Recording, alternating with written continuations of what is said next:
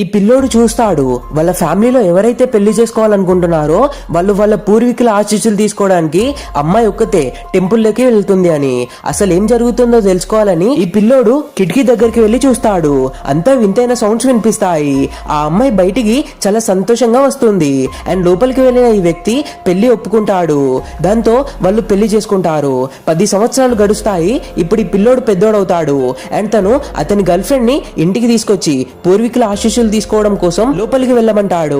ఆ అమ్మాయి ఉరుక్కుంటూ బయటికి వచ్చి ఇతని చెంప మీద ఒక్కటి కొట్టి బ్రేకప్ చెప్తుంది. ఈ వ్యక్తికి ఏం అర్థం కాదు. దాంతో ఇతను పూజారిని అడుగుతాడు ఏమైంది అని. దానికి పూజారి పూర్వీకులకి అమ్మాయి నచ్చింది కానీ తను అంగీకరించలేదు అని చెప్తాడు. ఆ మాటలు ఇతనికి ఏం అర్థమయ్యాయో ఏమో.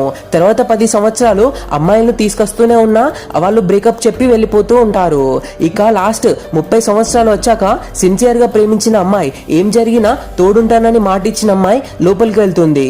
లోపల మళ్ళీ వింతైన సౌండ్స్ వినిపిస్తాయి. ఈ వ్యక్తి తట్టుకోలేక లోపలికి వెళ్తాడు. కానీ తన గర్ల్ ఫ్రెండ్ అతన్ని బయటికి దొబ్బి అతన్ని కొడుతుంది. అప్పుడు పూజారి వచ్చి ఆపుతాడు. అండ్ ఇతను కన్ఫ్యూజ్ అయిపోతాడు. ఇంతలా ప్రేమించే ఈ అమ్మాయి లోపలికి వెళ్ళగానే ఇలా మారిపోయింది ఏంటి అని. పూజారి ఇతను లోపలికి రావడానికి ప్రయత్నించేందుకు పనిష్మెంట్ ఇస్తాడు. అతను 3 రోజుల తర్వాత కళ్ళు తెరుస్తాడు. వాళ్ళ నానమ్మ ఏమైంది అని పూజారిని అడిగితే టెంపుల్ గురించి అడుగుతున్నాడు అని అంటాడు. దాంతో కూల్ గా ఉండే బామ్మ సీరియస్ అయిపోతుంది. అండ్ తాత కూడా ఈ విషయం తెలిసి కొట్టడానికి చూస్తాడు. అసలు ఆ టెంపుల్లో ఏముంది, లోపలికి వెళ్ళగానే అందరిలా ఎలా మారిపోతున్నారు నెక్స్ట్ పార్ట్ లో తెలుసుకుందాం.